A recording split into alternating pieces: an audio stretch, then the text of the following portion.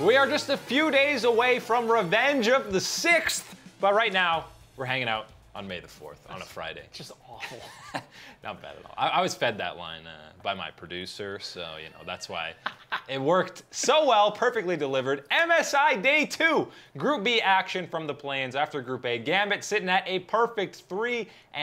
Group B, the massive favorites, no pun intended, I don't think that's actually a pun, but the super massive out of Turkey. Everyone believed this team was the best team coming into Play-Ins, not just in Group B, but the whole time. And first 2 games, they looked pretty dominant. It was close in their first matchup against Direwolves for about 20 minutes. Then they just exploded, dominated, took over the game. GBM and Snowflower, who'd have thunk it? They're pretty good. I mean, when you're sitting there in a situation where you're the only team with Koreans, and a Korean-dominated game is not a remote shock. And when you're in the body donor bracket, what do you actually expect to do against guys that have actually played professionally on a serious big-time stage before?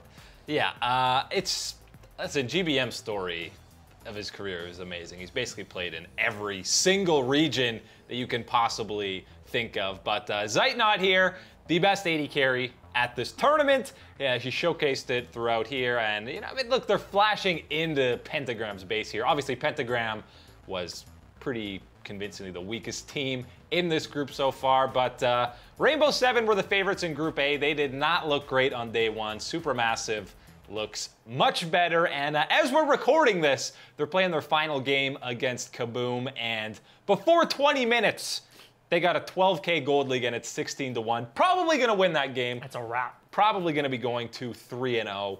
I expect them to get out of this group and maybe even get into the main group stage against the big boys. Only to probably get absolutely decimated by the big boys. There's a good chance maybe they could get a win or 2 off one of the Western squads, nice. Liquid or Fnatic. You know, chip away at those weak boys. Chip away at there. The second place in Group B has been Dire Wolves. They stepped up.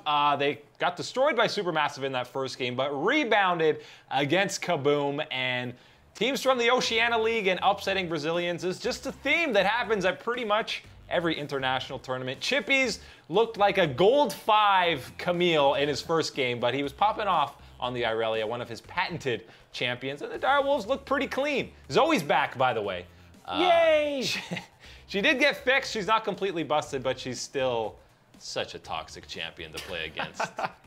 Getting one shot from 2 screens away is not something I would call enjoyable. It feels like a waste of a ban when you have a character that can just erase you from the face of the earth for doing absolutely nothing except trying to stay in lane. Yeah, it feels very bad. And that was a pretty good engage, actually, by Kaboom. If they weren't down like 12,000 gold, you probably win that fight. But Direwolves take that one. They also knocked off Pentagram in a sub-30-minute game as well. So they're sitting at 2-1. Still don't give them much of a chance heading into the weekend against Supermassive. They are the heavy favorites. They look leaps and bounds ahead of anyone else in Group B. And I think they're getting into that main draw, which is exciting. Get them on a train, send them to Paris, you know, because they have them in like this back alley card room that they're having the event in. Nobody's there to watch it.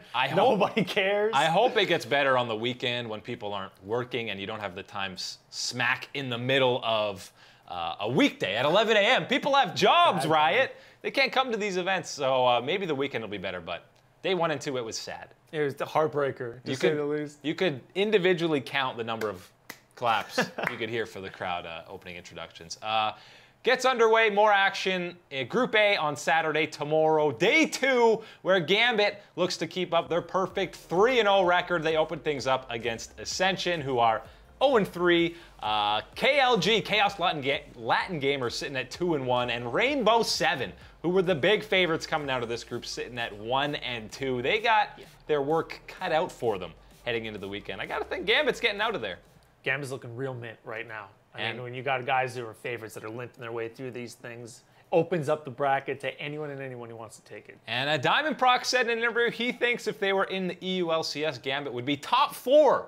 I don't believe that based on them. Bit of a stretch. Yeah, they've been beaten up on, you know, these play-in stage teams. EULCS, a little higher competition, but who knows? Maybe they would be putting up some noise there. But that's all the time for today on Respawn on 30. MSI action over the weekend.